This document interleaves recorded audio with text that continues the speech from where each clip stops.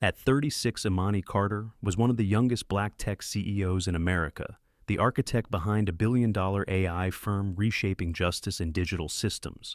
But none of her titles, wealth, or power could stop what happened that morning at Gate 47B. A flight attendant, smiling, polished, and deadly polite, told her to vacate seat 1A. "We have a regular VIP who always sits here." That VIP was a wealthy white woman, tapping her designer heels in irritation. Imani, platinum member, full-fare ticket holder, founder of the very technology this airline used to manage their customer systems, was being asked to move. Cameras rolled, passengers whispered. What no one realized was that in 5 minutes, this humiliation would become international scandal. In 7 hours, the entire crew would be gone. And in less than 1 week, Imani Carter would not only take down a legacy of silent discrimination, she'd rewrite the rules of power in the sky forever. This is not just a story about racism. This is a reckoning, and it started with a single unmoving seat. The sun over Los Angeles International Airport had barely begun to stretch its golden arms across the sleek glass facade of Terminal 5 when Imani Carter stepped out of her black electric SUV, her silhouette striking against the smooth glint of tarmac and tinted windows. Dressed in a tailored navy pantsuit that hugged her sharp frame like armor, she moved with that rare balance of precision and grace that only those accustomed to being underestimated possess. Her heels clicked against the polished floors of the Silverwing Airlines premium entrance as a concierge in a burgundy suit rushed forward with a deferential smile, offering to take her travel tote, but she declined with a polite shake of her head. In her right hand, she held a slim leather folder containing only 2 things: her platinum boarding pass for seat 1A and the keynote speech she was to deliver the following morning at the International Symposium on Ethical Artificial Intelligence.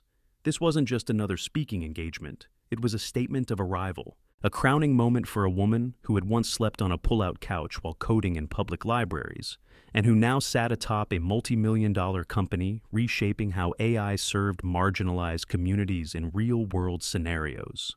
Her company, Civics AI, had just rolled out its partnership with 3 major financial institutions to root out bias in loan applications, and Silverwing Airlines had signed on last quarter to integrate her firm's technology into their customer experience protocols. Irony, however, never arrived late. As Imani entered the exclusive Concorde Lounge, where silver trays of dragon fruit sat next to champagne towers and ambient jazz masked the tension of capital's many faces. No one glanced up. She scanned the room briefly and took a seat near the wide glass wall overlooking the tarmac. Her presence was intentional, visible, unapologetic. A young lounge attendant approached with a menu, and Imani requested sparkling water, declining offers of imported sake and truffle hors d'oeuvre. She checked her phone once. A message from her assistant, Rita, confirmed that the keynote venue was ready. The media crew had landed safely, and the mayor's office would be sending a representative to meet her after the conference. "Let them see you," Rita had texted last night. "You belong there." Imani smiled faintly. She had heard those words only 3 times before in her life, and every time they had followed some variation of a door slamming in her face. But today she was not walking through someone else's door. She was building a new one. By the time her gate opened, the lounge had filled with a murmuring crowd of executives, brand ambassadors, and weary billionaires in high thread count hoodies. Imani boarded early as befitted her status. First class was a capsule of quiet opulence, all ivory leather and golden lighting, and she was the first to settle into seat 1A, the corner seat with both privacy and prestige positioned just beside the curved window, offering a panoramic view of the world, slipping by at 36,000 feet. She pulled out her tablet, linked her Bluetooth headset, and began to revise her opening lines. "What does justice look like in code?" she whispered to herself. "It looks like everyone being seen. It looks like bias being broken down before it breaks people." She took a deep breath, gazing through the window, unaware that behind her, trouble had already taken its first step onto the plane. The heels came first, sharp, confident clicks that pierced the carpet's softness. Then the voice, smooth as polished stone, but jagged in its entitlement. "Excuse me, there must be a mistake," said Margot Hensley, her manicured hand holding out a boarding pass like a court summons. She was dressed in a pearl gray Chanel suit, with a silk scarf draped across one shoulder, her diamond watch catching every light in the cabin. "I always sit in 1A, she said. not to the attendant but to the room, as if it owed her an explanation. "This is my seat." Imani looked up slowly, her expression unreadable, a perfect mix of curiosity and composure. The attendant, Lauren Bishop, a young white woman with a practiced air of service, glanced at Imani and hesitated for a fraction too long. "Pardon me, Ms. Carter," Lauren said in a honeyed voice. "We've had a seating conflict. Would you mind relocating to 2C? It offers the same amenities." Her smile was warm, but the request felt surgical. Imani's eyes narrowed just enough. "I booked this seat 3 weeks ago," she replied evenly, holding up her boarding pass and platinum loyalty card. "It's assigned to me." Lauren nodded, glanced over her shoulder, and added, "Yes, of course. But Ms. Hensley is a long-time Platinum Legacy member. She flies this route frequently. We typically ensure her comfort." The words were gentle, but the implication was not. Imani sat still. Her voice, when it came, was soft but unwavering. "I am also a Platinum Legacy member, and this seat is mine today." Around them, passengers in nearby seats began to shift, sensing the crackle in the air. A man in 1C lowered his magazine. A woman in 2D glanced over the rim of her sunglasses. Somewhere a phone camera clicked silently to life. Margot Hensley's smile began to fade. She leaned in, lowering her voice, but not her tone. "I'm sure you understand," she said, her words dripping with calculated grace. "I've had this seat on this flight for over 7 years. I know all the crew. It's tradition." Imani tilted her head slightly. "Tradition doesn't override bookings.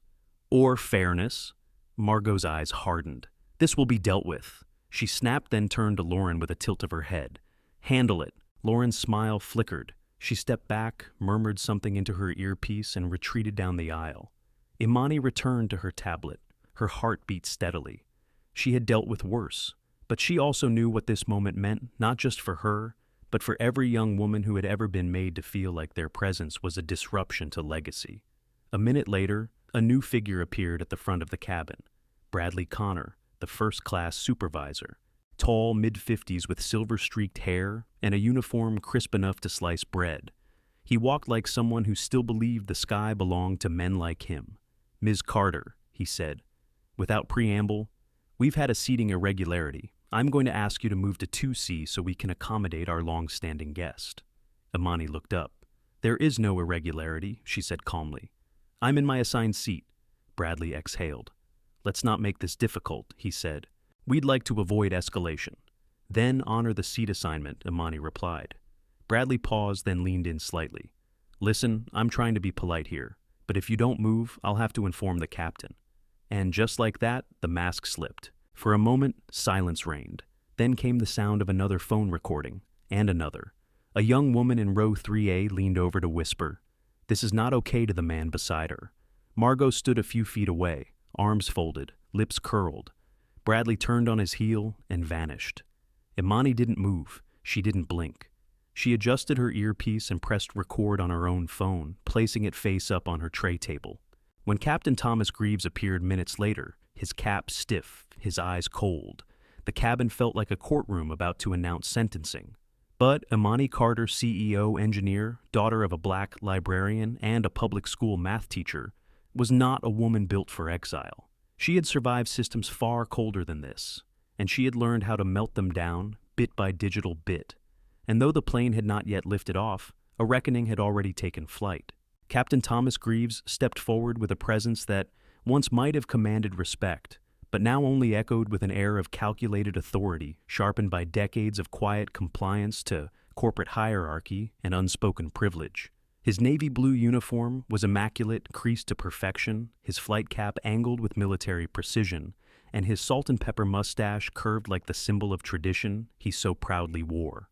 But as he stopped before seat 1A, his composure met something more potent than obedience, an unshakable stillness in the form of Imani Carter, who sat unmoved, unbothered, and entirely in control of herself.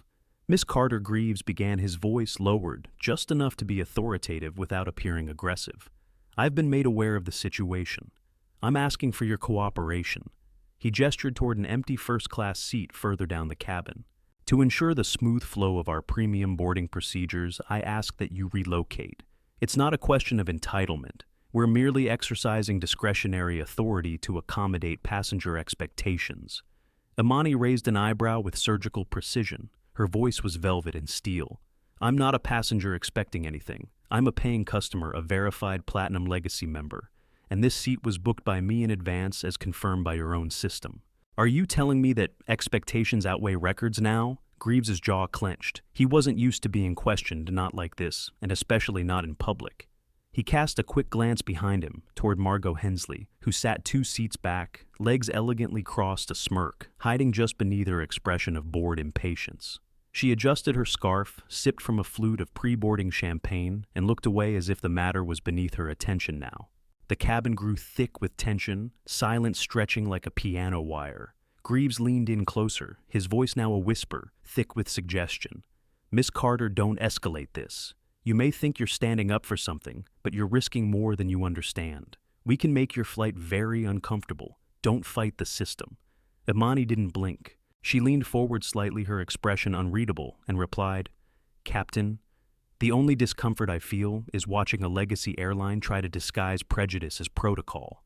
I'm not moving. Her words, quietly spoken but resolute, struck like thunder in the hushed cabin. Greaves's eyes narrowed as he straightened up. He turned and gave a subtle nod to Bradley Connor, who stood just beyond the curtain divider, like a soldier awaiting orders. Prepare to notify security, the captain said calmly. Whispers broke out in the cabin. The woman in 2D whispered to her partner, Is this really happening? A man in 3C pulled out his phone. Someone else muttered, It's clearly discrimination. She did nothing wrong, but none of it stopped the march toward humiliation. Within minutes, 2 uniformed airport security officers boarded the aircraft, their navy vests bearing the Silverwing insignia. Their faces were firm, detached, executing policy, not justice. They stopped beside seat 1A, where Imani now sat with her phone camera turned toward them, recording every movement, every word. One officer cleared his throat. Ma'am, we've been instructed by the flight crew to ask that you gather your belongings and relocate to another seat. Failure to comply may result in removal from the aircraft. Imani didn't raise her voice. She didn't flinch.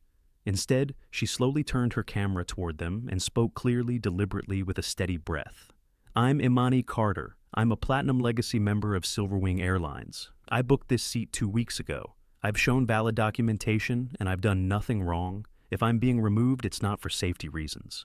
It's because a white passenger preferred this seat, and your staff decided her preferences mattered more than my rights.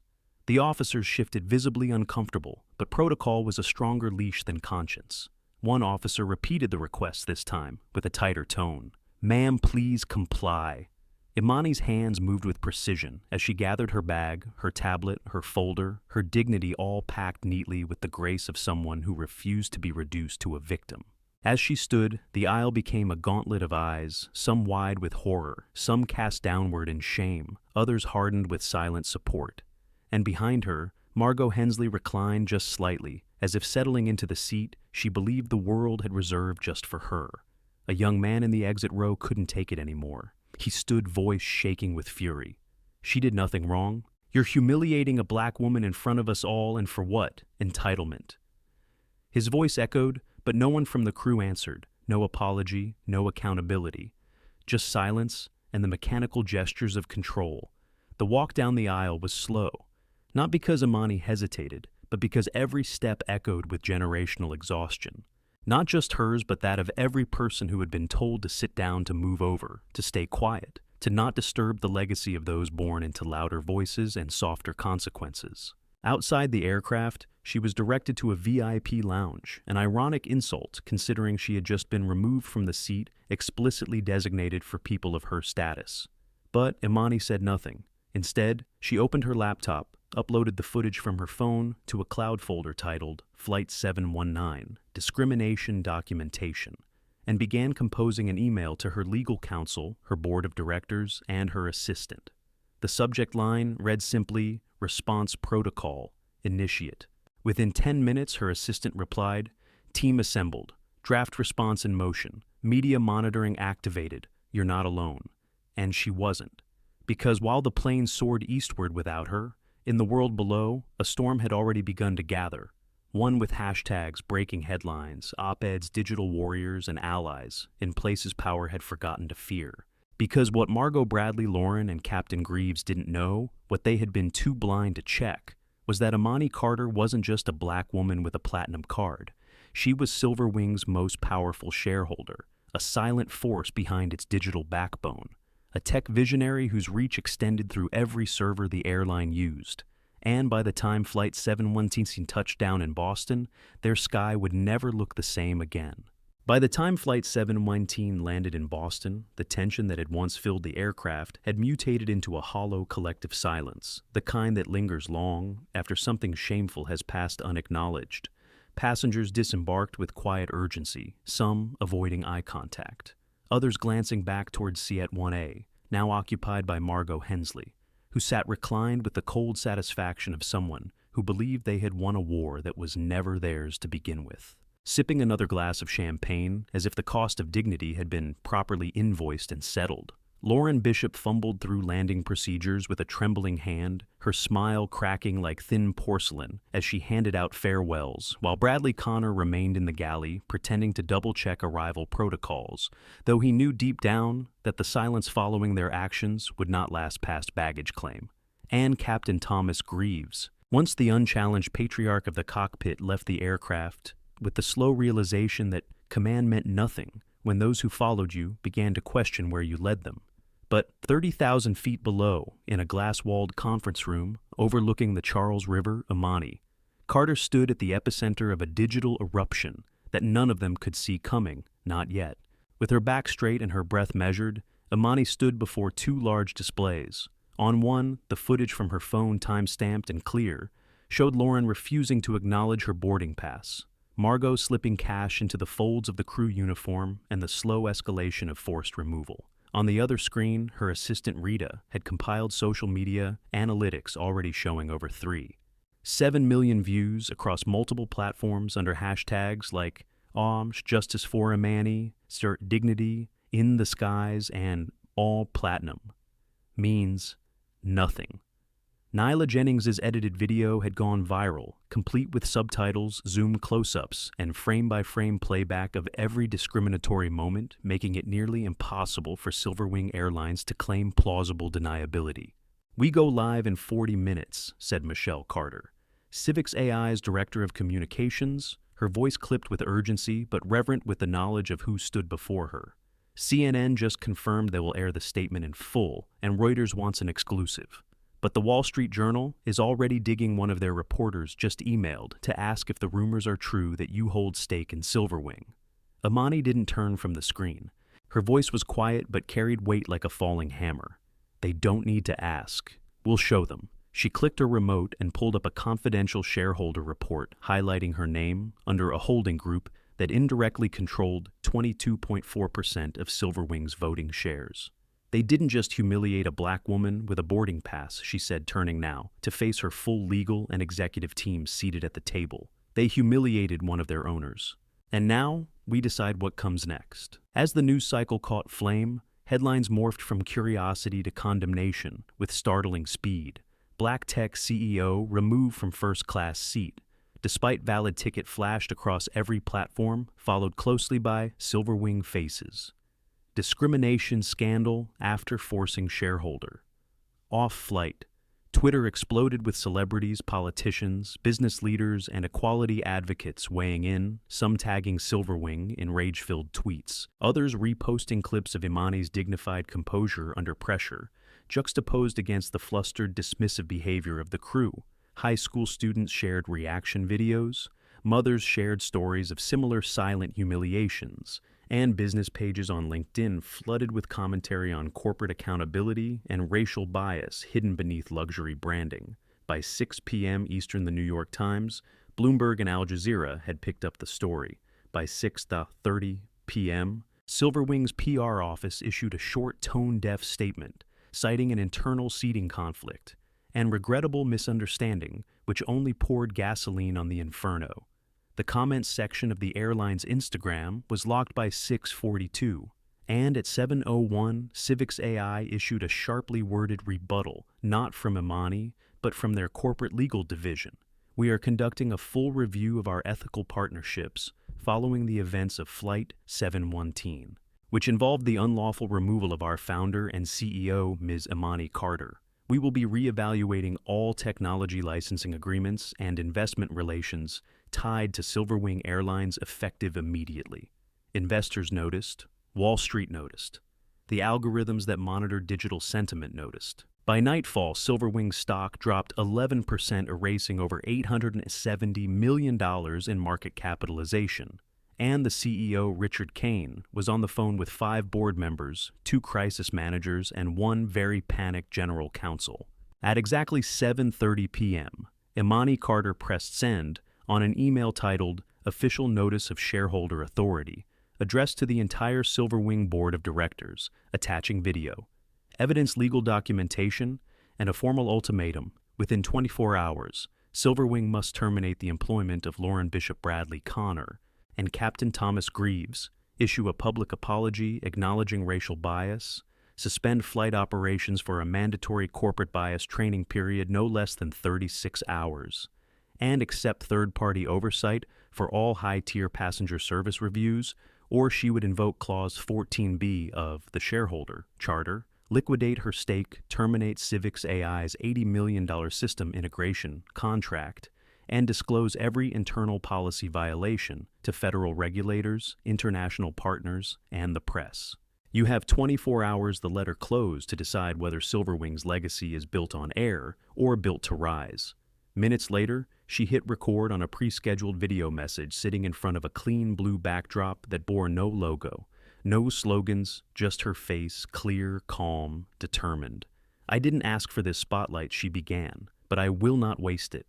What happened on Flight 719 wasn't about one seat. It was about centuries of assumption and moments that go unchallenged becoming policy through silence.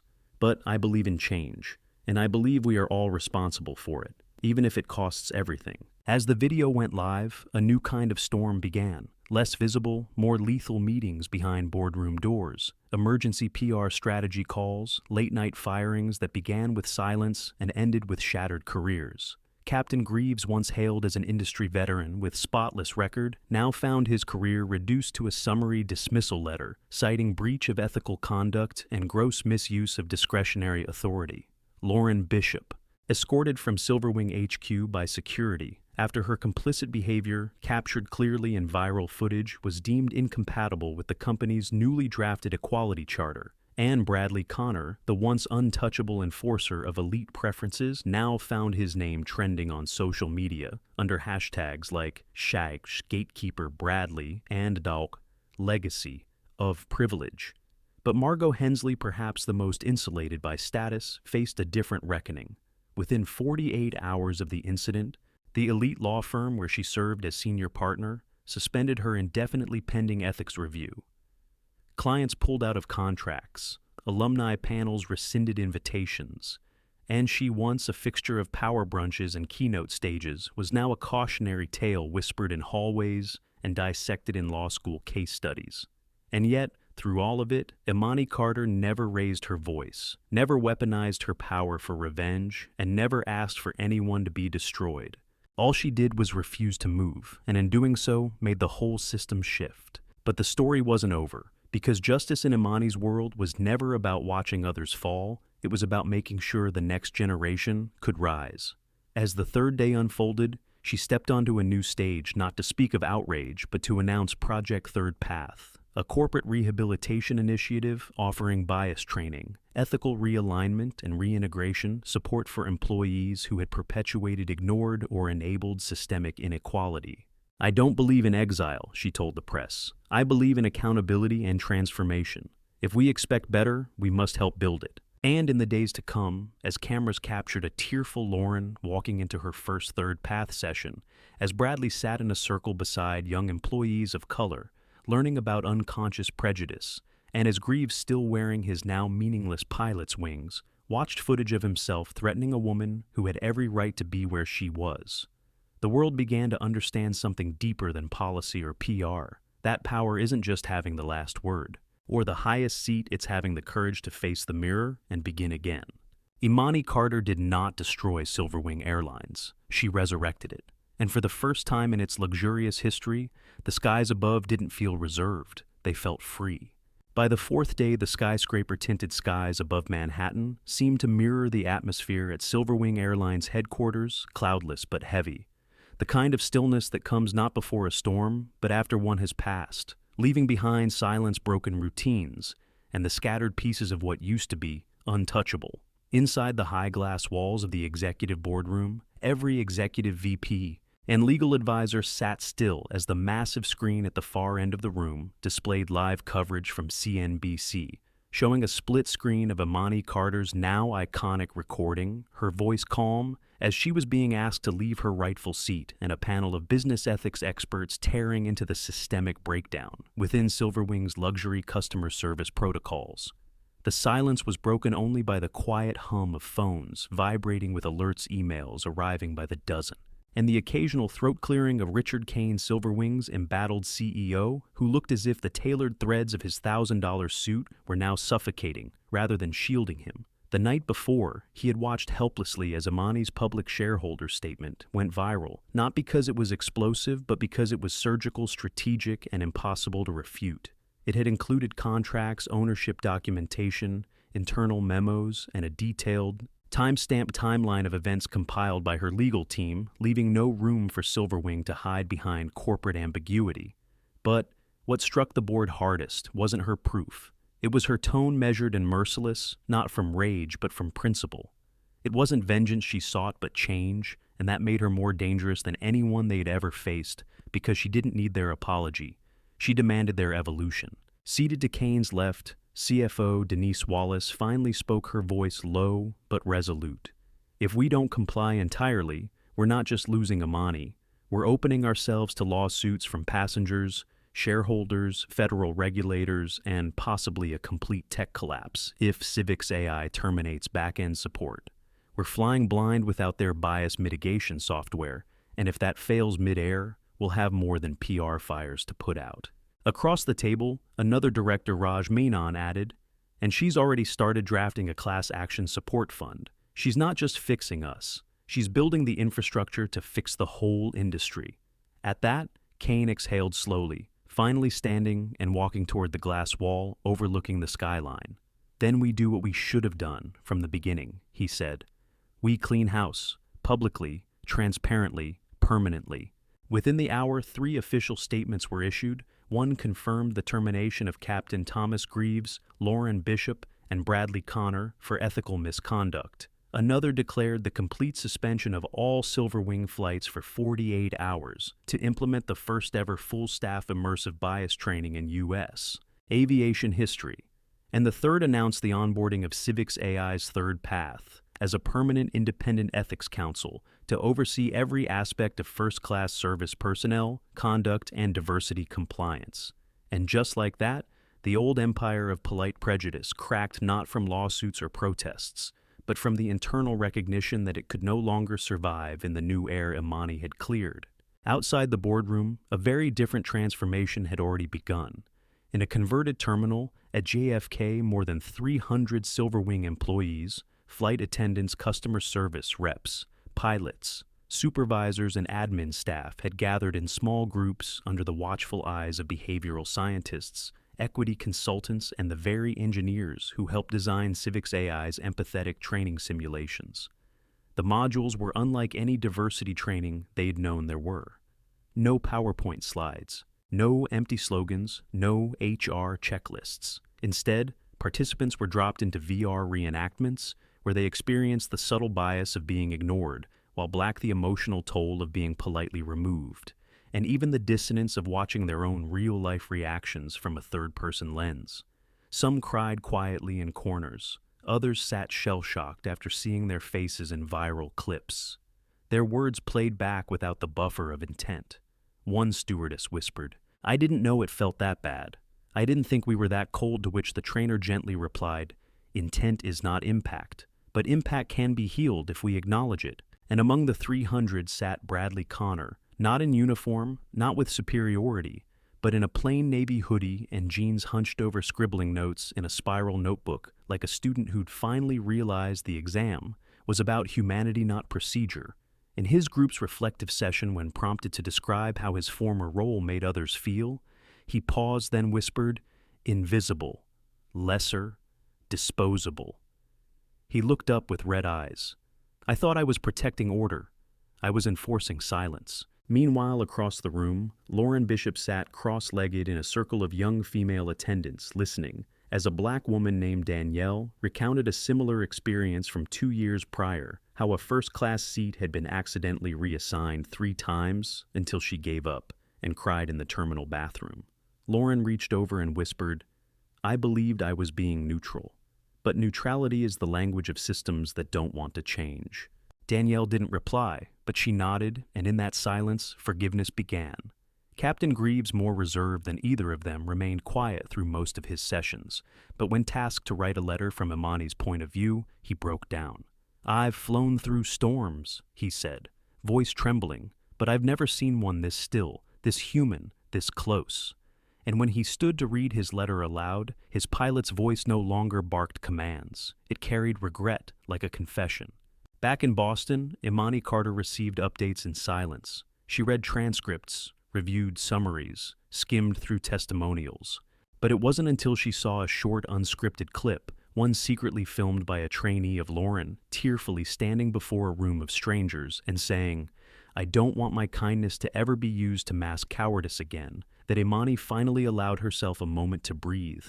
Not out of triumph, but because her strategy had worked not to punish, but to penetrate the shield of performance and reach the quiet corner where humanity hides. She didn't attend the sessions. She didn't need to. She had already done the hardest part, refusing to shrink, and now the world was expanding around that defiance. In the following days, as flights resumed and Silverwing publicly rebranded their service mission under the slogan, "Every seat earned," every soul respected, news outlets shifted from scandal coverage to deep dives on the ripple effect. Fortune profiled Imani as the woman who grounded an airline without rage. Forbes ran the headline "Reform" at 30,000 feet. And even The Atlantic published a full spread titled "The Age of Dignity-Based Design," analyzing how Civic's AI's model was reshaping customer service in a post-just-be-nice era. And in smaller but equally potent corners of society, things began to shift. Other companies reached out to Third Path, asking for ethics partnerships. Flight schools updated their captain training handbooks. HR executives attended Civic's AI webinars. And even Ivy League case studies began citing Flight 719, not as a cautionary tale, but as a template for modern institutional accountability. Imani Carter, meanwhile, never changed her voice, never adjusted her truth. She simply continued to build, not from outrage, but from architecture, carving new lanes, where justice wasn't just reactive, but systemic, proactive, and scalable. When asked by a journalist during a podcast interview what she hoped people would take away from the experience, she answered, without hesitation, "That power is not the ability to remove someone from a seat. Power is knowing you have every right to stay in it and making the world adjust around that truth." And in the echo of that answer, America heard not just the rise of a tech visionary, but the arrival of a new compass, one that didn't point north, but forward. The morning after her podcast appearance, Imani Carter stood by the window of her Boston penthouse suite, looking out over the Charles River, its surface shimmering with the same quiet strength she now carried through every breath, every step, every syllable. The city was alive beneath her people, jogging along the banks, boats slicing gently through water, morning light spilling across the skyline, and yet inside her there was a calm far deeper than any applause or headline could reach. The calm of someone who had not only spoken truth, but had watched the world pause, listen, and recalibrate because of it. Her assistant Rita entered the room quietly holding a sleek tablet, displaying the latest analytics. Third Path had onboarded 7 new corporate partners in the last 24 hours, including a major hotel chain, 2 universities, and a high-end fashion house that had privately reached out, asking for bias training before they were next. But Rita also carried something else, an envelope hand-delivered from Silverwing's executive office, embossed with their updated logo, and a wax seal traditional and symbolic, perhaps one final attempt to acknowledge their evolution while honoring the old world they had once clung to. Imani took it with a nod and opened it carefully inside a handwritten letter from CEO Richard Kane, concise and unembellished. "Ms. Carter, we failed you. We failed our principles, and in that failure we found the doorway to something truer. We don't ask for forgiveness, Only your partnership in never allowing it to happen again. Richard. She read it twice, then folded the letter and placed it in the pocket of her leather portfolio. Not for sentiment, but because some acknowledgments don't need to be displayed, they need to be remembered. And with that, she turned from the window, adjusted her watch, and headed downstairs to the black car waiting below Destination Cambridge, where she would speak not to shareholders, not to journalists, but to a room full of high school students, mostly young women of color, tech, hopefuls, entrepreneurs in formation, each of them balancing brilliance and self-doubt the way she once did. Inside the auditorium, the walls buzzed with anticipation, and when she stepped onto the stage, there was no dramatic music, no polished corporate welcome, just a standing ovation that didn't feel like a performance, but a thank you for surviving, for speaking for, staying in that seat when the world tried to unseat her. She began with a story, not of planes or shareholders, but of her mother, who once told her as a child, "They'll try to move you in subtle ways, make you feel like you're too loud, too dark, too sure, too early. But you belong in every room you walk into, even the ones they designed to keep you out." As she spoke, eyes in the audience welled up, not because she was a celebrity, but because she told the truth that too many had swallowed for too long. She shared the details of Flight 719 not as trauma, but as architecture, showing how every system, every gate, every seat was designed by someone and could be redesigned by someone else. She walked them through the inner workings of Civics AI, how her team built bias identification models, how data could carry emotion, and how the code they wrote today would either carry prejudice forward or dismantle it entirely. And finally she paused, lowered her mic slightly and said, "You are not here to fit in. You are here to reprogram everything they thought you'd never understand." When the session ended, dozens lined up to speak with her, some clutching notebooks, others fighting back tears, a few simply standing close as if presence alone could download strength. And as she embraced a girl who whispered, "I've been told my name is too hard to pronounce for tech interviews," Imani leaned down and replied, "Then teach them, over and over, until they say it right, or lose the right to hire you." Her message rippled outward from that room, not as inspiration, but as command. Meanwhile, back at Silverwing's JFK terminal, something unprecedented was happening. For the first time in the airline's history, a returning pilot was voluntarily sitting through Third Path's full immersion curriculum, not as punishment, but as choice. His name was Marcus Leland, and though uninvolved in the Flight 719 incident, he had requested enrollment after witnessing the footage and admitting to himself that for years, "I kept my head down, followed protocol, and never once asked why certain people always got treated differently even when they followed every rule." His participation was covered internally, shared in newsletters, and suddenly across departments. Others followed: engineers, mechanics, admin clerks asking, "Can we join too?" Because Imani's ripple wasn't limited to those who harmed her. It touched those who had stood by in silence and now chose to step forward, even if late. The cultural shift didn't just remain internal. Airlines across the country began revisiting their own high-tier loyalty programs, asking whether they had unintentionally coded bias into how upgrades were prioritized, how complaints were triaged, how crew were incentivized to prioritize certain passengers over others not based on policy but familiarity, skin tone, or generational privilege. Industry forums exploded with debates over what luxury really meant, and how many first-class seats had been unconsciously gatekept under the guise of discretion. And in the heart of it all, Civics AI launched a new initiative, Code Clear, an open-source transparency tool that allowed any company to scan their customer journey algorithm for racial, gender, or income-based bias in real time. It wasn't about exposure, it was about evolution. As all this unfolded, one journalist asked Imani during a follow-up interview, "How did you stay calm when they asked you to move?" She smiled slightly, not out of arrogance but clarity, and said, "Because I wasn't afraid of being removed. I was afraid of what would happen if I accepted it quietly."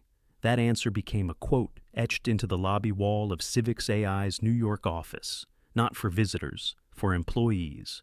A daily reminder that silence is not always grace and dignity, sometimes demands disruption. And as the 5th week since Flight 719 approached, Imani stood once more, this time at a gala honoring pioneers of ethical leadership, where she was presented with an award not for activism, not for resistance, but for redefining modern corporate conscience.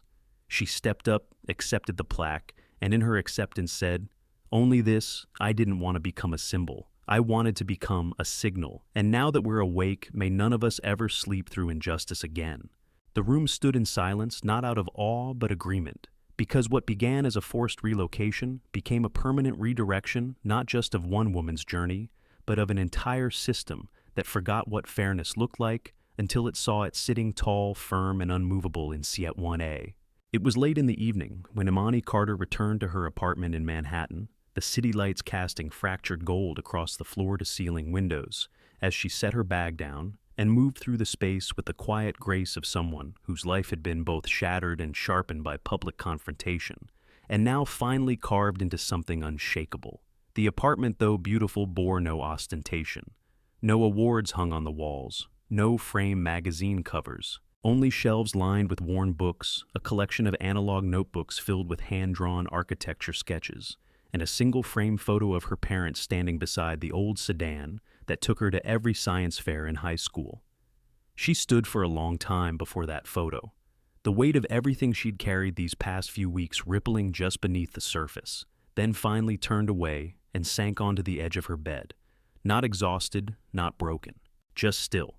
It had been 38 days since Flight 719, 38 days since a seat number became a symbol, since her silence became a signal, and the weight of representation began pressing on her shoulders in ways she never asked for, but now refused to shed. She opened her laptop to review the latest updates from Civics AI Third Path, had expanded to 9 Fortune 500 companies.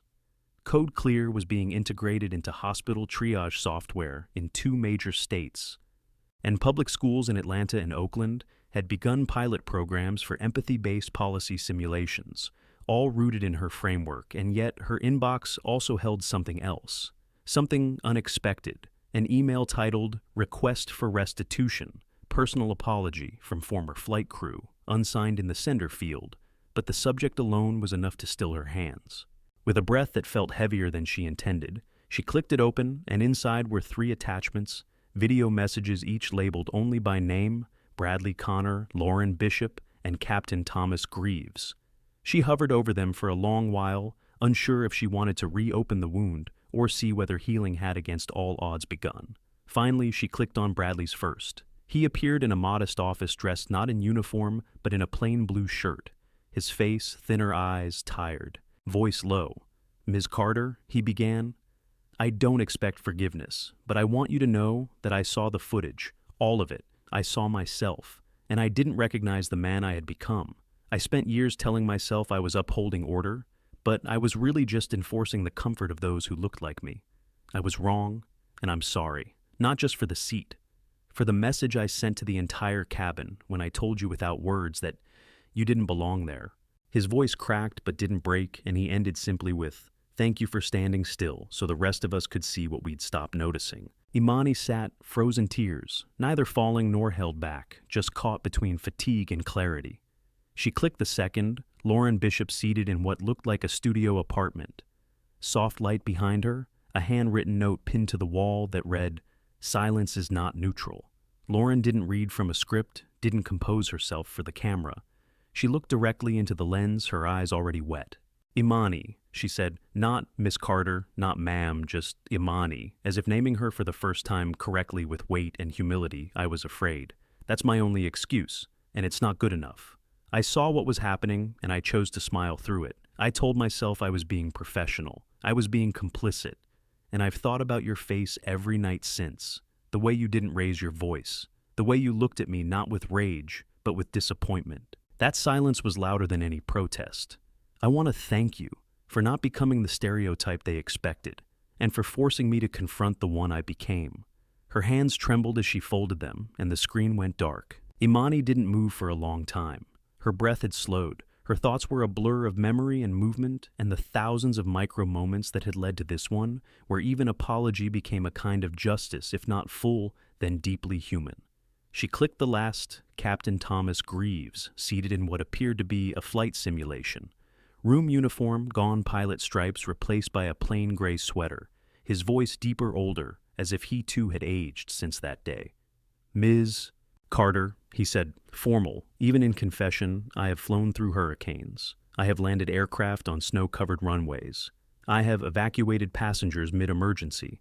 But I have never faced myself until I watched that video. I was trained to follow procedure, but I forgot that humanity must override it. I saw you, and I chose legacy over fairness, and that makes me unfit to lead. He paused, then added quietly, I am retiring. I will not return to the skies. But I will spend the rest of my days teaching young pilots that the cockpit doesn't just carry lives, it carries values. And if we ignore them, we crash even while airborne. Thank you for grounding us. Thank you for not bending. She closed her laptop, slowly, hands still heart full, not with vengeance, but with something far heavier responsibility. She hadn't just survived the humiliation. She'd transformed it into testimony, into architecture, into action. But in these apologies, she felt something deeper, shift the realization that justice, when allowed to mature beyond rage, can become legacy. And legacies aren't built by standing alone. They're built by standing long enough for others to rise beside you. That evening, as the lights of Manhattan shimmered across the Hudson like distant echoes of a world still learning how to reflect truth without distortion, Imani Carter stepped into a private forum hosted by the National Civil Leadership Alliance, a room full of CEOs, policy architects, educators, and cultural changemakers gathered not to celebrate her, but to understand what she had done and why it had worked. Why one woman's refusal to be moved from a single seat had detonated layers of legacy bias embedded in polished service industries and triggered a reform ripple more powerful than any lawsuit or boycott could have initiated. She didn't arrive with a media entourage or a stylized entrance. Instead, she walked in alone in black slacks, a navy blouse, and her signature leather portfolio under her arm, the same one she carried through LAX 44 days ago, the same one that held the boarding pass to 1A, and tonight it held something else entirely. Documents not about accountability, but about architecture. The blueprint for equal seat, a new regulatory framework drafted in collaboration with federal aviation officials, AI auditors, and behavioral ethicists aimed at transforming the vague language of discretion and priority seating across all U.S. airlines into a codified system of bias, neutral passenger allocation using anonymized profiling and fairness matrices, no more seat upgrades determined by subjective memory or selective courtesy, no more deference to frequent flyers who used entitlement like currency. Her proposal wasn't revenge, it was infrastructure, and that's what made every executive in the room lean forward, because she wasn't threatening collapse. She was offering a ladder out of it. She stood before them without notes, her hands open but still, and said, "We talk about justice like it's a storm, loud, fast, destructive. But real justice is often quiet. It rewires systems. It lives in policy. It speaks in code, and if it's written well enough, it becomes unbreakable." Silence followed, the kind of silence reserved not for performers, but for truth-tellers, and then came questions not combative, but searching. How had she remained composed in the moment of humiliation? How did she design accountability that inspired transformation instead of resistance? How did she prevent the narrative from being consumed by outrage, and instead pivoted it into structural reform?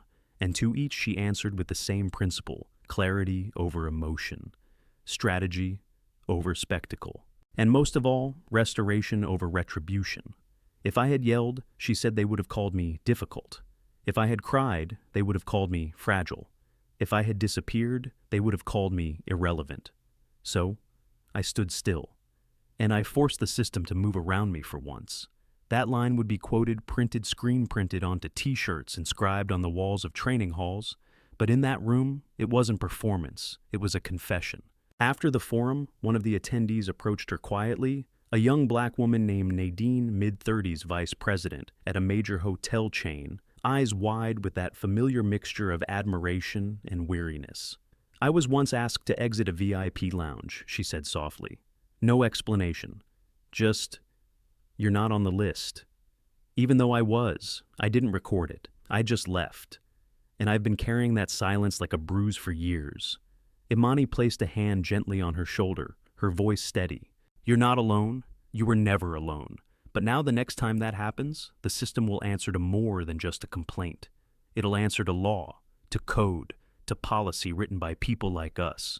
Nadine smiled, tears threatening to surface, and whispered, "It feels different now.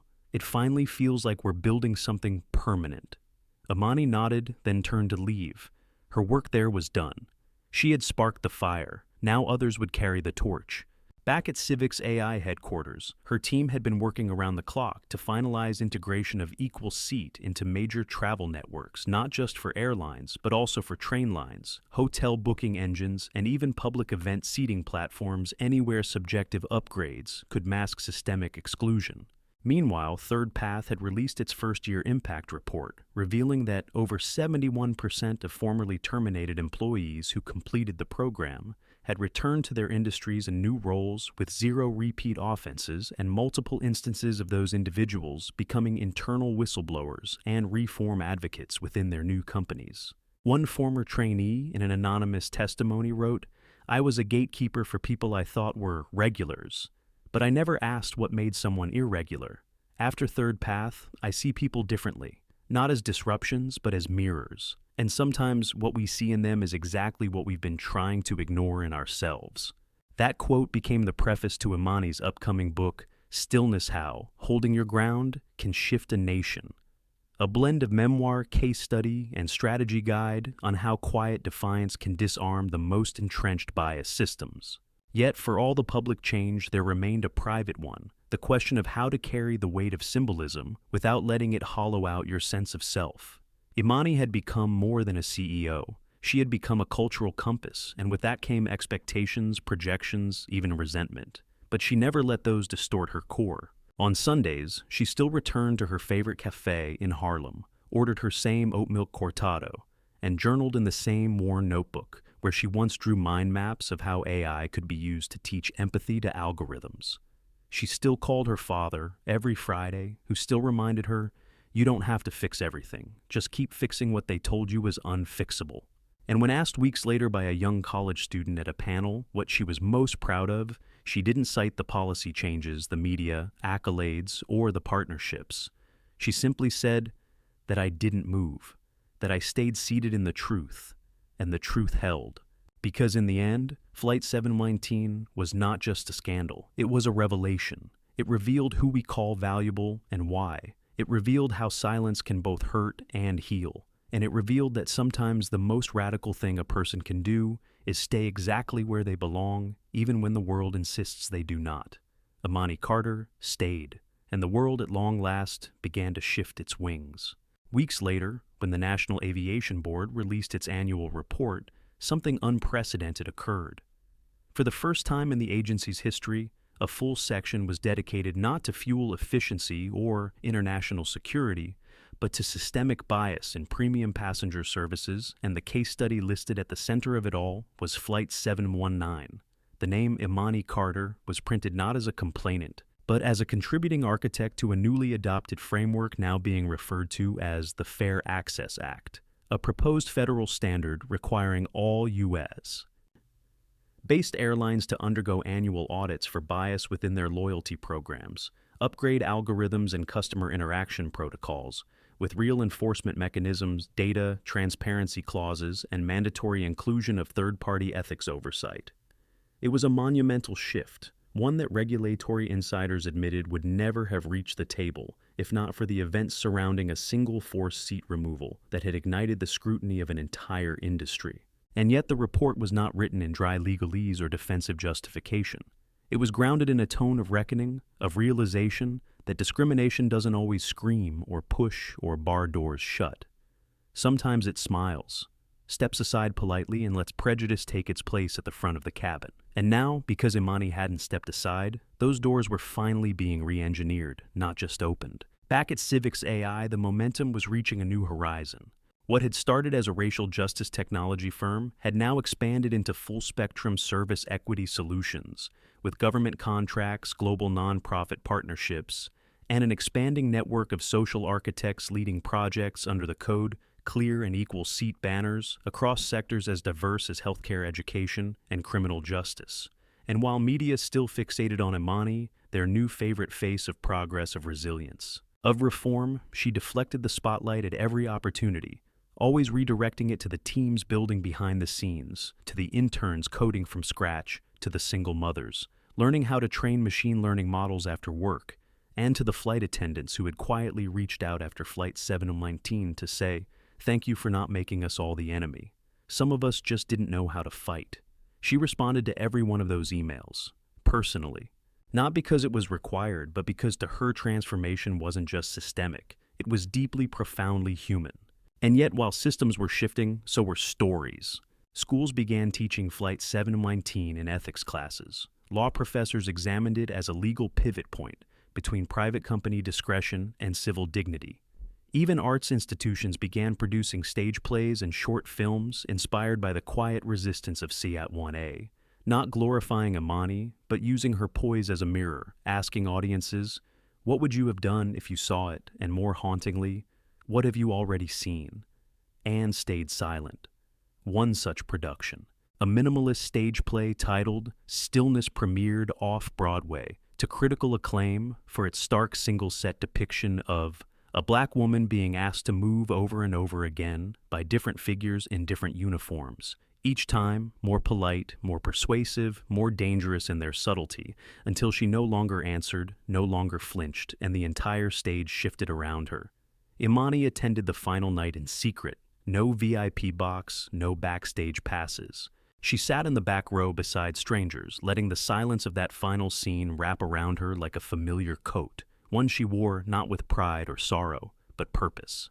But even as she watched the world evolve, she remained vigilant, because she understood how quickly progress can be repackaged into performance, how justice once fashionable becomes diluted. At a private investor summit 2 months later, she witnessed a CEO referencing the Imani protocol, as if it were a product feature rather than a moral foundation. And she stepped forward, interrupting the panel with the same calm she once used on Flight 719, saying, "This isn't branding, this is survival. Don't use my name unless you're prepared to live by the truth it demands." The room fell silent, not with offense, but with shame. And when she walked off the stage moments later, a dozen young entrepreneurs followed her, not with autographs or selfies, but with notebooks, questions, and the hunger to learn how to build systems that hold people, not just profits. Back in her apartment that night, she opened her old notebook, the same one from her early startup days, and scribbled a single line across the next blank page. "Legacy is not what you leave behind. It's what you leave standing." She looked at it for a long moment, then closed the book. There was more work to do. There would always be. But the world had shifted, not because she had demanded it, but because she had demonstrated it seat by seat, law by law, policy by policy, person by person. And though many would remember Flight 719 as the spark, she would always remember it as the moment she realized that stillness, when wielded with clarity and conviction, can be louder than protest, stronger than position, and more permanent than any seat ever reserved by tradition. The 9th week after Flight 719 brought an invitation unlike any Imani Carter had received before an official summons to the White House, not as a guest of ceremony or an honoree of optics, but as a policy advisor asked to join a confidential roundtable on ethical technology, civil rights enforcement, and equity infrastructure in federally regulated industries. The email came through encrypted channels signed by the senior domestic policy director, requesting her presence not as a symbolic gesture, but as a strategic necessity for her insight into bias, coded systems, and her proven ability to turn singular injustice into institutional transformation had not just gone viral, it had become viable, a rare moment when lived experience intersected with legislative urgency. When she arrived in Washington, D.C., the city didn't buzz with paparazzi or celebrity murmurs. This was a quieter current one that moved beneath headlines where decisions shaped the scaffolding of the nation. She walked through the iron gates of Pennsylvania Avenue with the same self-possession that carried her through that airplane aisle weeks ago, not to plead, not to petition, but to participate in what would become a cornerstone meeting for a new executive initiative aimed at rebuilding public trust in federal oversight agencies through AI auditing and bias repair. Inside the Roosevelt Room, seated across from agency heads, cabinet secretaries, and private sector partners, Imani laid out a framework that would later be called Equiscan, a non-profit coalition backed by federal grants and independent verification protocols designed to scan, report, and correct algorithmic decision-making across airlines, banks, hospitals, and housing authorities, ensuring that Black, Brown, Indigenous, disabled, immigrant, and economically disadvantaged citizens weren't quietly relegated to second-tier service through opaque data flows. She didn't use lofty language or campaign-friendly catchphrases. She used case law, algorithmic architecture, and direct testimony, citing not only what had happened to her on Flight 719, but what had happened to thousands whose stories never went viral, whose denials were never recorded, whose displacement never sparked outrage because it was cloaked in bureaucracy and powered by invisible systemic logic. And when one senator asked how she knew Equiscan wouldn't be ignored, like previous reform efforts, she replied without hesitation. Because it's not a suggestion, it's a blueprint, one already tested in fire. By the end of the session, the White House issued a confidential commitment to pilot Equiscan in 5 departments within the year, with Imani serving as a senior advisor to the task force, though she requested no title, no salary, no formal seat at the table. She only asked for full access to the code, full transparency in data reviews, and the authority to bring in third-party ethicists and community representatives during key review cycles, because for her, justice wasn't about becoming another insider. It was about ensuring the outside voices had their own keys to the House. Back in New York, while the headlines buzzed with praise and industry blogs scrambled to name her America's ethics czar, Imani returned quietly to Civics AI's Harlem satellite office to speak to the junior cohort of engineers, many of whom were first-generation students, dreamers, and former community college dropouts given second chances through her team's outreach program. She walked into the room not as a star, but as a mentor, took off her blazer, rolled up her sleeves, and asked them what they were working on. When one student nervously explained an early prototype for equitable facial recognition, mapping that adjusted for melanated skin tones and cultural attire variations, Imani didn't nod with polite encouragement. She pulled up a chair and said, "Let's test it right now. Live data, real stakes. If it fails, we learn. If it works, we expand." That moment became legend inside the company, not because of her status, but because she brought the same seriousness to a student's project that she did to federal legislation. That was her ethos: no hierarchy and dignity, no rank and truth. And yet, even as her policies gained ground and her name became shorthand for dignity through data, she knew the cultural battle was far from over. She saw it in the performative campaigns launched by brands trying to ride the justice wave without correcting their own systems. She saw it in the quiet backlash within old money institutions, where she was labeled disruptive and uncompromising, code for the audacity to be principled while powerful. And she saw it most painfully in the way Black women especially were still asked to carry. Both the trauma and the cure still expected to relive their scars in exchange for policy consideration, still applauded for their strength, while denied softness, rest, or complexity. And so, she made a decision not to pull back, but to build a sanctuary, a project years in the making that would outlive hashtags and hearings: The Landing.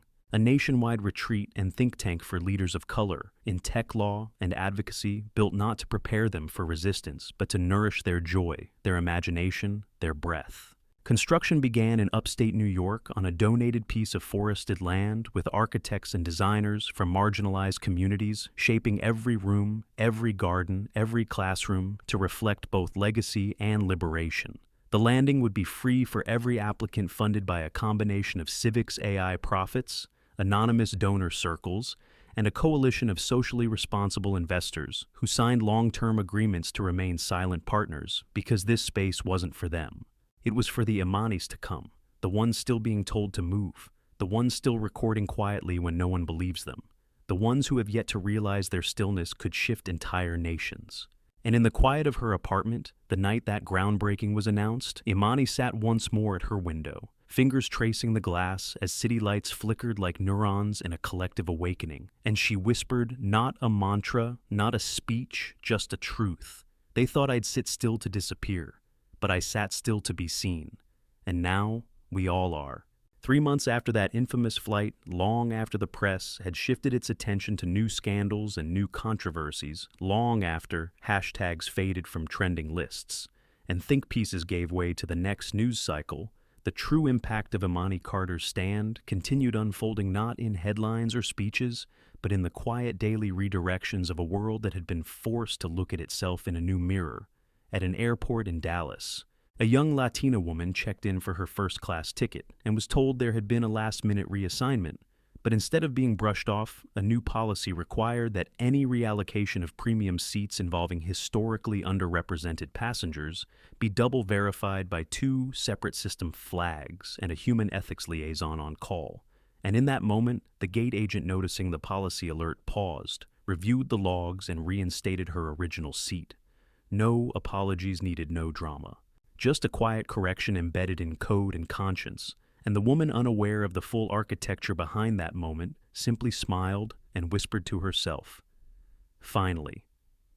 On a college campus in Seattle, a computer science professor included the case of Flight 719 in his machine learning ethics syllabus. Not as a footnote, but as the foundation for a module on bias mitigation frameworks.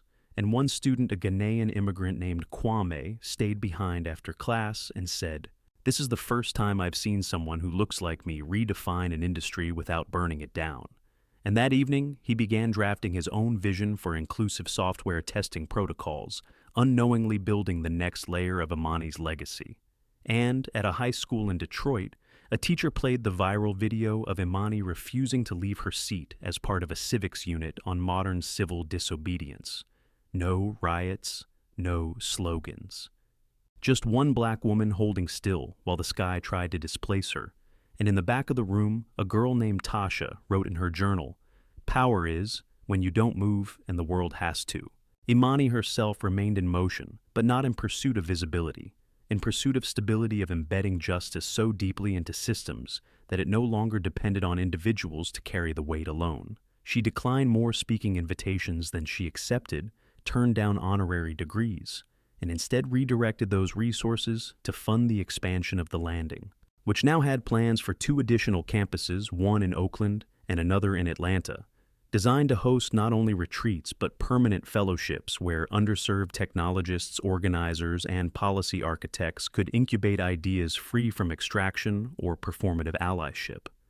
She met with mayors, labor unions, startup incubators, and cultural institutions, weaving a loose but resilient web of people who didn't need to be in the spotlight, but who understood what it meant to protect those in it. And at the center of it all was her never claiming credit, never asking for loyalty, only reminding each person who entered her circle of the same 3 truths she now lived by. Stillness is strategy. Dignity is design. Power is responsibility. Then one morning, an unexpected letter arrived, not by email, not by courier, but handwritten, sealed with wax, and slipped under the door of Civics AI's Harlem office. The return address read simply, KW. She opened it slowly, expecting perhaps a cold rebuke or a self-justifying explanation. But what she read instead made her stop, sit down, and breathe in a way she hadn't in weeks. It was from Karen Whitfield, the woman whose entitled claim to seat 1A had set the whole storm in motion, the same woman whose career had crumbled beneath the public's collective scrutiny, whose firm had severed ties, whose name had trended for weeks under hashtags drenched in contempt. The letter was 5 pages long, written in careful cursive, and its tone was not defensive. It was exhausted, stripped human.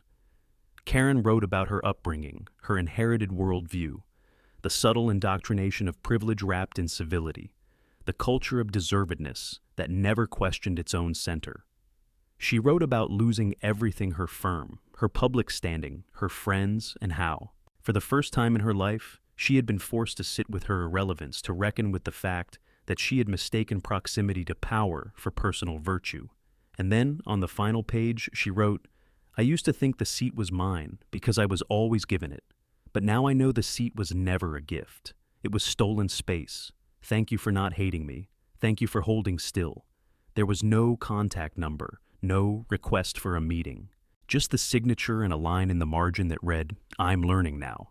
I promise I'm learning.'" Imani folded the letter with care, placed it in her archive file, not to forget, but to remember that transformation, though rare, is possible, even among those cast as antagonists by history. She knew that one apology couldn't reverse centuries of inequality, nor would it erase the pain inflicted on passengers who had no media attention to amplify their suffering, but it mattered. It mattered that someone who once embodied the illusion of untouchable privilege had come back to her, not to reclaim power, but to surrender ego. And that to Imani was more valuable than any policy memo or news headline. It was a soul turning inward honestly. That night she walked alone through Riverside Park, the wind brushing her curls gently as she looked out over the Hudson, again remembering how it all began, not with an ambition to lead or a desire to change the world, but simply a moment when someone told her to move and she said no. It hadn't been planned, hadn't been theatrical, it had been instinct. A cellular memory passed down through generations of women who had given up their seats, their voices, their space for the comfort of others. And that night, she whispered to them, "All I stayed, and now they can too."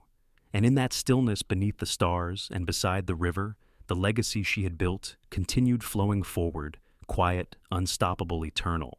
On the first anniversary of Flight 719, the world did not celebrate it, reflect it. News outlets released retrospective documentaries, op-eds revisited the moment with renewed reverence, and civil rights institutions held panels not to praise Imani Carter, but to dissect the ecosystem that made her refusal necessary in the first place.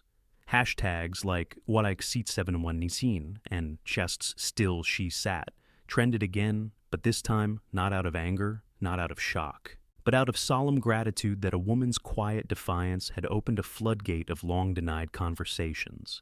And yet, while the media buzzed and schools assigned her story and ethics classes, Imani chose to spend the day far from microphones and camera crews. She was in Oakland walking through the sun-dappled corridors of the second campus of the landing, not as a founder conducting inspection, but as a silent observer, hands in her pockets, eyes soft, listening to the murmur of conversations between fellows from Detroit, Nairobi, New Orleans, and Seoul, all gathered in the community library designed by formerly incarcerated architects who had been given full creative control for the first time in their lives.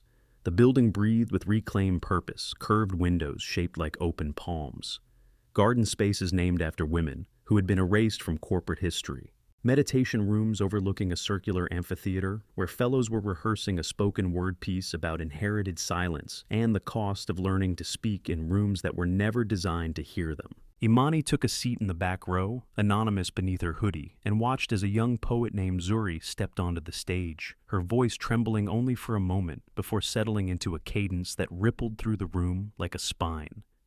They asked me to move because they didn't recognize my story in their seating chart. But I am not luggage, not an upgrade, not a glitch in the algorithm. I am arrival, and I do not require permission to remain. The room erupted not with applause, but with breath deep collective released. And Imani felt her throat tighten, not with pride, but with that fragile kind of awe that comes when the seed you planted becomes a forest, and you realize you are no longer needed to make it grow. Later that evening, as fellows gathered around bonfires to share food and dreams and pain, a quiet ripple passed through the crowd, when someone noticed her presence, but instead of mobbing her with attention, they simply nodded, offered her a bowl of warm stew, and made space on the bench beside them. No questions, no speeches, just a gesture of inclusion, pure and unperformed. The very thing she had fought for without knowing how deeply the world had been craving it. Meanwhile, across the country, a new executive order was being drafted, one that would require all federal contractors in transportation and hospitality to adopt certified bias mitigation protocols, not only in employee training, but in algorithm design, service mapping, and loyalty program logic. It would be called the Passenger Equity Assurance Act, and though Imani declined the administration's offer to put her name on it, the framework bore her fingerprints in every paragraph. Every audit requirement, every clause protecting passengers from silent removals under vague discretion. The bill's most striking feature was its built-in enforcement arm, an independent civilian oversight committee composed not of government insiders, but of everyday passengers, civil rights technologists, and anonymous whistleblowers who had been silenced under NDAs and retaliation for decades, now granted protection and voice for the first time in aviation law history. When the bill passed through the Senate with bipartisan support, one of the lead drafters stated plainly, "This never would have happened without what Ms. Carter did in that seat. But she didn't just sit, she redefined what it meant to belong." Yet, amid all the legislative wins, cultural shifts, and corporate course corrections, Imani remained tethered to something simpler: letters. Hundreds of them had arrived over the past year, not fan mail, not corporate invitations, but handwritten notes from people she would never meet, a Syrian refugee who had been quietly denied hotel access, Because of his accent, a nurse who was escorted off a flight after questioning why she was skipped in the upgrade queue, a mother whose autistic son had been removed from a waiting list after another family complained, and every single one of them ended with the same phrase, "I didn't think anyone would believe me." Then I saw what you did. Imani kept every letter in a cedarwood box engraved with the words her mother once told her as a child. Hold your place even when they call it theirs.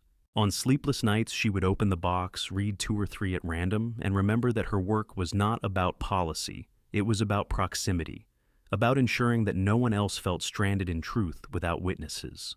Then came the day she didn't expect a phone call from Lauren Bishop, the former flight attendant, who had completed the entire Third Path rehabilitation arc, spent 8 months volunteering at a nonprofit for displaced service workers enrolled in a social work program, and now stood outside the Landing's Atlanta campus, asking if she could speak to Imani, not to apologize, but to listen. When they met, there was no scripted forgiveness, no press, no theatrics, just 2 women sitting beneath an old oak tree, the same kind that shaded ancestral gatherings long before airports existed. And Lauren said quietly, "I didn't know how much harm I could cause by just following the flow. I spent my whole life being pleasant. But now I want to be principled. If you'll let me, I want to help others do the same." Imani studied her for a moment, not with suspicion, but with the stillness that had become her signature, and then replied, "Don't ask me. Ask the work. If it lets you in, you'll know." Later that week, a press release announced that Lauren Bishop had joined Civics AI as an ethics training consultant, not as a trophy of redemption, but as a practitioner of reflection. And when asked by a skeptical journalist whether hiring her sent the wrong message, Imani responded, "The wrong message is believing that change is only real when it's punished. Growth without restoration is just exile in disguise." That statement set off another wave of dialogue about grace, about systems, about whether redemption was truly possible within capitalist structures, and Imani has always declined to center herself in the discourse. She had made her point not by dominating the conversation, but by designing a world where the conversation no longer needed her to be present to remain alive. And so, as the sun set on that anniversary evening, as cities dimmed their monuments in symbolic tribute, and airlines quietly rewrote their training scripts, once again, Imani sat alone in the amphitheater at the Landing, watching the stars emerge one by one, and whispered a quiet mantra. Not a prayer, not a proclamation, but a promise. May the next one who refuses to move be met with welcome, not removal, with reverence, not resistance, with recognition, not rage. And in that moment, the world felt just a little more aligned. Not perfect, but possible. And that after everything was enough. 1 year and 1 day after the world first learned her name, not as a tech founder or a policy strategist, but as the black woman who simply refused to leave her assigned seat, Imani Carter stood on a quiet runway at dawn, not to board a flight. Not for a press conference or a keynote, but for a private moment she had promised herself long ago, the day she would fly, again not in fear, not as a symbol, but as herself. Beside her, a small group of former passengers from Flight 719 gathered, those who had silently recorded the injustice, those who had later spoken up, those who had written letters to her in private and signed petitions in public, now invited by Imani not for ceremony, but for closure. Behind them stood a crew handpicked by a newly formed equity panel, a black female captain, an indigenous co-pilot, a cabin team that had all undergone Third Path training. Not just as employees, but as citizens learning to unlearn to recenter dignity before procedure. The plane bore no luxury logo, no sponsor, no flash, just the words. Every seat earned painted in modest script along the fuselage, a quiet nod to a new era, not of branding, but of balance. As Imani stepped aboard, there was no applause, no media, no entourage, just a warm nod from the captain and a moment of shared eye contact between equals, women who knew what it meant to hold the sky differently. She made her way to Seat 1A, paused, and then, without hesitation, sat not defiantly, not cautiously, but fully reclaiming the space not as territory, but as truth. As the aircraft lifted slicing through the soft veil of morning clouds, Imani watched the world shrink beneath her, not in distance but in sharpness, as if every injustice, every unspoken slight, every whispered removal that had once been invisible now revealed itself in sharper contrast, no longer protected by altitude or etiquette. And yet, instead of bitterness, she felt something far more powerful, a profound, hard-earned peace. The kind that only comes when you know your presence has built a road wide enough for others to walk without having to bleed first.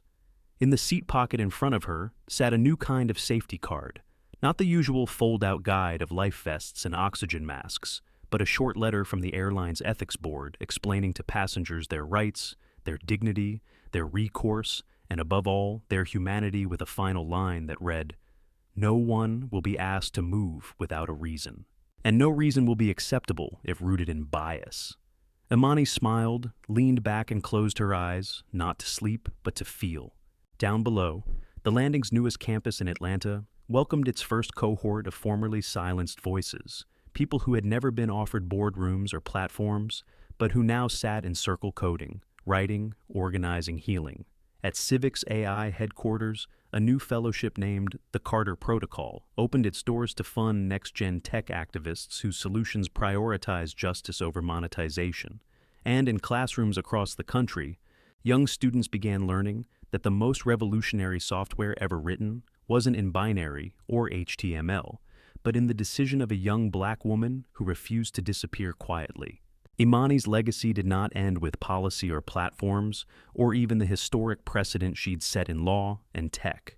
It lived in culture, in the quiet recalibrations of how we treat one another, in the way gate agents hesitated before asserting authority, in how CEOs questioned the structures they once considered neutral, and in how a single unyielding act of stillness created a movement that required no violence, no vengeance, just the audacity to remain seated. And so, as the plane cut across the horizon toward a future still being written, Imani Carter remained in seat 1A, no longer a flashpoint, no longer a protest, but a promise that, in this new world, dignity would no longer be relocated, voices would no longer need validation to matter, and the systems we build would no longer demand our silence as payment for inclusion. And somewhere in the quiet hum of the engine, somewhere between the past that tried to remove her and the future that now made space because of her, the truth soared higher than the aircraft itself. She didn't rise by standing. She rose by refusing to move. Sometimes power doesn't arrive with noise. It sits quietly, refuses to move, and lets the world reveal itself. Imani Carter didn't raise her voice. She didn't threaten. She simply stayed. And in doing so, she exposed a system built to displace people like her, even after they had earned every right to belong. But this isn't just her victory. It's a call. For every person who's ever been told to move, to wait, to accept, lest your presence is powerful. Your stillness is not submission. It is resistance. So, the next time someone tries to erase your place, remember you don't have to fight to belong in a space you already earned. Just sit. Let the truth do the work. If this story moved, you share it. Comment below if you've ever faced a moment like this. And don't forget to subscribe, because here at Flow Story, we tell the stories they tried to bury, but that still rose, one truth at a time.